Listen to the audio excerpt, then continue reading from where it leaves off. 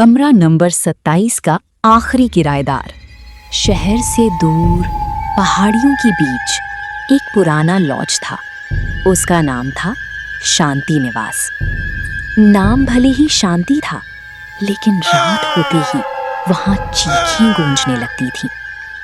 लोग कहते थे कमरा नंबर 27 में जो भी एक रात बिताता अगली सुबह कभी वापस नहीं आता। लेकिन किसी ने आज तक ये नहीं बताया कि वो लोग जाते कहाँ थे।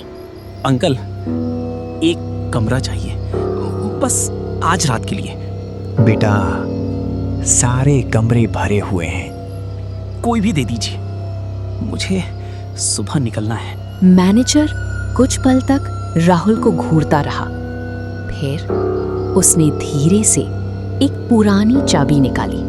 अगर डरते नहीं हो तो कमरा नंबर 27 ले लो। राहुल हल्का सा मुस्कुराया। उसे लगा ये सब लोगों को डराने की कहानी होगी। वो चाबी लेकर कमरे में चला गया।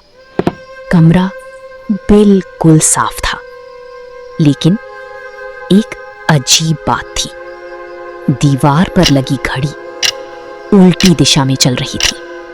अजीब लोग हैं, घड़ी भी ठीक नहीं करवा सकते।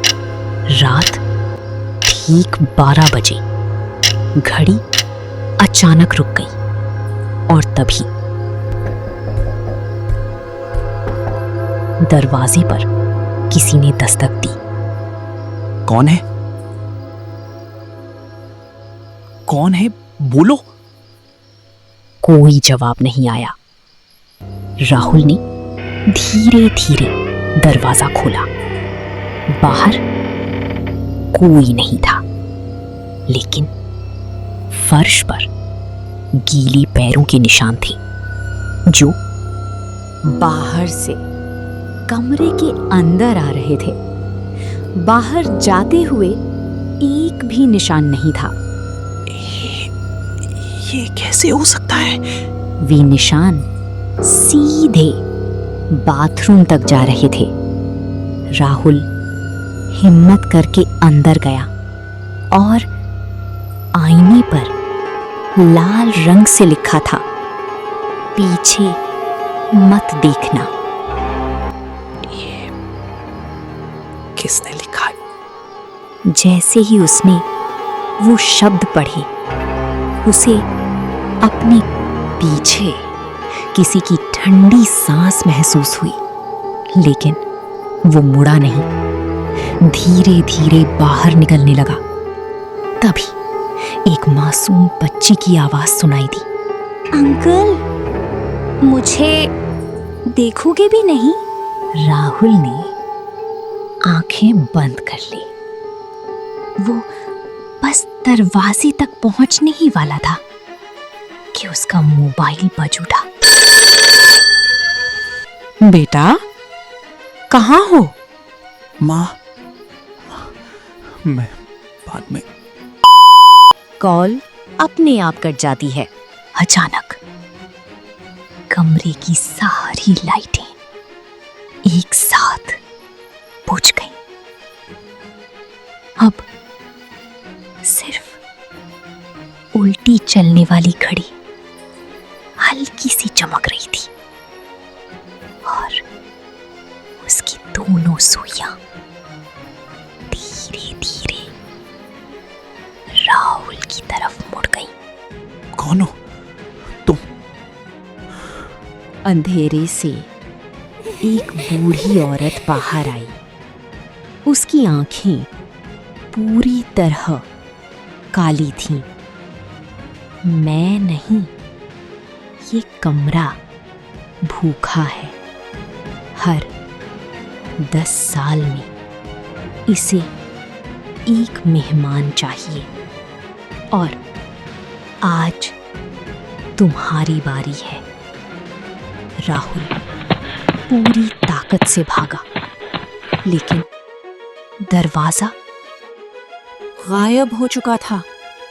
अब वहां सिर्फ एक दीवार थी। उसने खिड़की खोली, नीचे जमीन नहीं थी, सिर्फ अंतहीन अंधेरा, और उस अंधेरे से सैकड़ों हाथ उसे अपनी तरफ बुला रहे थे। आ जाओ हमारे साथ हमेशा के लिए। राहुल ने आंखें बंद की, भगवान का नाम लिया।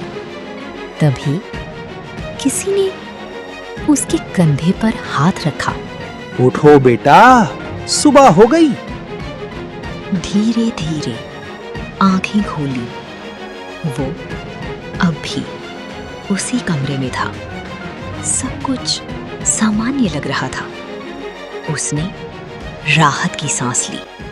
मतलब वो सब सपना था। वो जल्दी से लॉज छोड़कर घर चला गया। लेकिन घर पहुंचते ही जब उसने अपना बैग खोला तो अंदर एक पुरानी जंग लगी चाबी रखी थी, जिस पर लिखा था कमरा नंबर 27। उसी पल उसके मोबाइल पर एक अनजान नंबर से एक मैसेज आया। मैसेज: धन्यवाद, अब अगला किराएदार तुम ढूंढोगे।